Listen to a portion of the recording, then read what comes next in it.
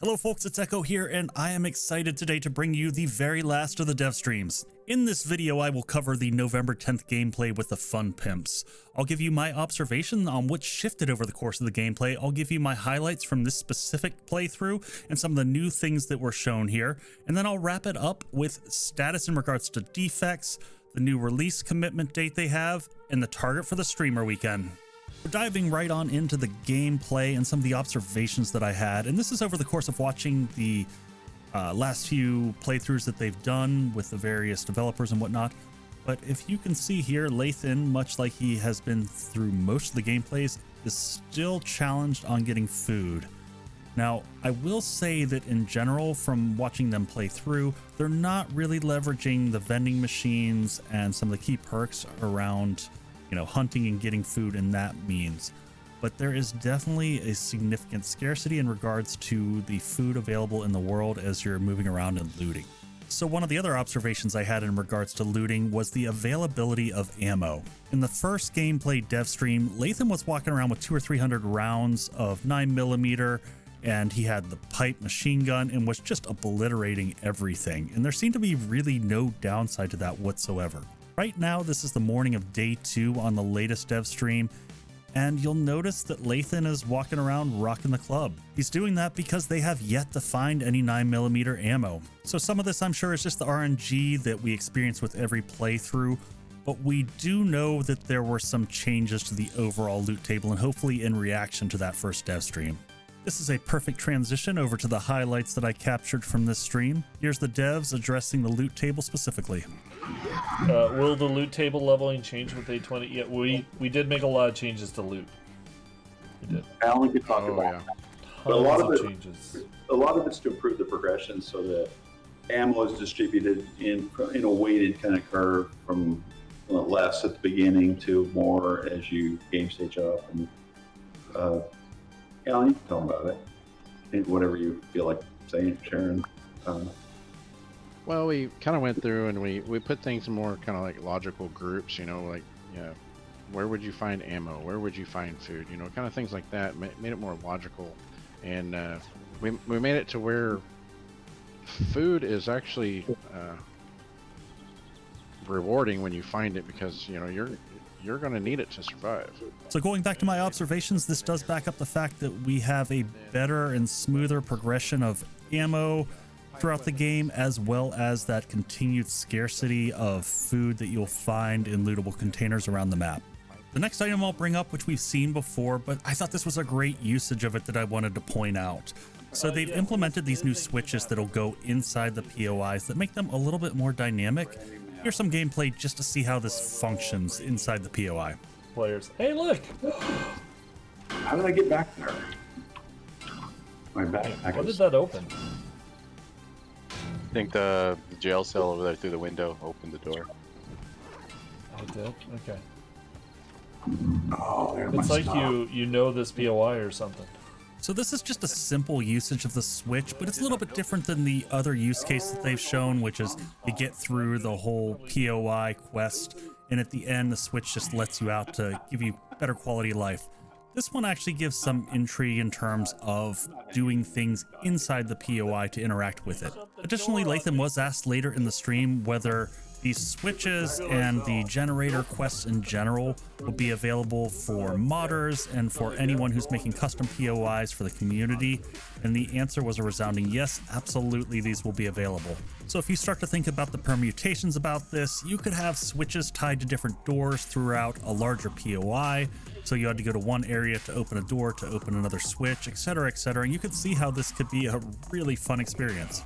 Next up on my list is a further update to the block shape updates. So just like the POIs keep increasing in number, apparently they're still making new block shapes as they move forward. Yeah. What is there? 1,200 shapes there, Block Cowboy? Block Cowboy, huh? Today we're at 1312 total shapes. Whoa. Way to go, Block Cowboy. So if base building or house flipping is your thing, this should be incredible because we're going to continue to get new shapes to play with. Speaking of which, we actually got to see the new shapes in practice during this dev stream. This was the first time that they actually decided to make a Horde base so that we could see how it functions and some of the different blocks and options that we have. And one of the first things that I'll point out here as you're looking at this is that we have curves for the first time in the game. If you look at any of the prior base designs, since we haven't even had that in our palette, everything is very angular and blocky.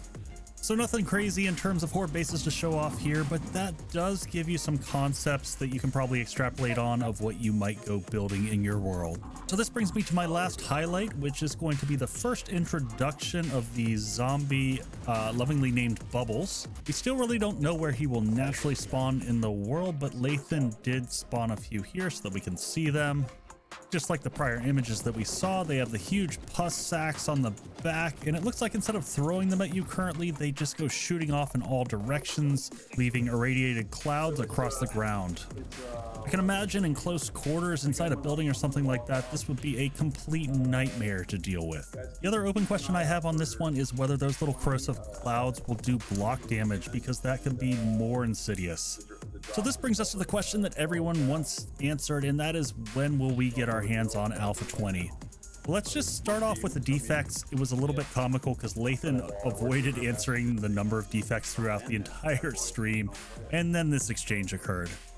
While it seems important, is not really that important, because we could have 5 bugs that takes a week to do, or we could have 50 bugs that takes a day to do. It's 118.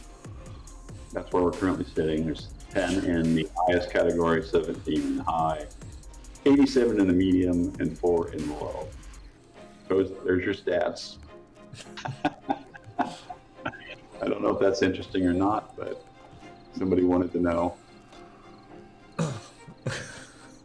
Poor Lathan here. I can translate that face as, Rick, will you stop? Will you please stop? He went so far out of the way to not tell how many defects, and then Rick just jumps on in there and says, well, here's what it is, folks. But after spending my entire career in software development, I do understand Lathan's point in regards to not all bugs are the same, and so those counts are really hard to track. So this brings us to the obvious question: what does that mean in terms of when we're going to get the release? Here is Rick giving his perspective on that. We're working hard. The team is busting it on the bugs we think would block us from hitting experimental. We are targeting but cannot promise a pre-Thanksgiving delivery. But we're hoping, we're crossing our fingers. Layla sure wants it to happen, but I know she does. But so there you have it, folks. Potentially 2 weeks out from when we'll get our hands on this. So in terms of next steps, this was the final dev stream, so we won't be reporting back on this anymore moving forward, but there will be the upcoming streamer weekend. Here's the info on that. We hope to do streamer weekend the weekend before Thanksgiving, and let the public have it after that. That's our desire. But we have a few nasty bugs. Yeah, we do. So that's it for today, folks. If you've enjoyed, please drop a like and subscribe. And if you have additional questions, join me on YouTube. I'll be streaming Thursdays moving forward, 8 p.m. Central, until I crash. I'll be playing on my community server, and you're more than welcome to join. You can see the links below to Discord. Lastly, I want to send a huge thanks out to all our veterans. I didn't get a chance to get this one out yesterday like I had hoped, but I hope that all of you had an amazing and restful day, and I thank you for your service. Take care, everyone. Eko's out.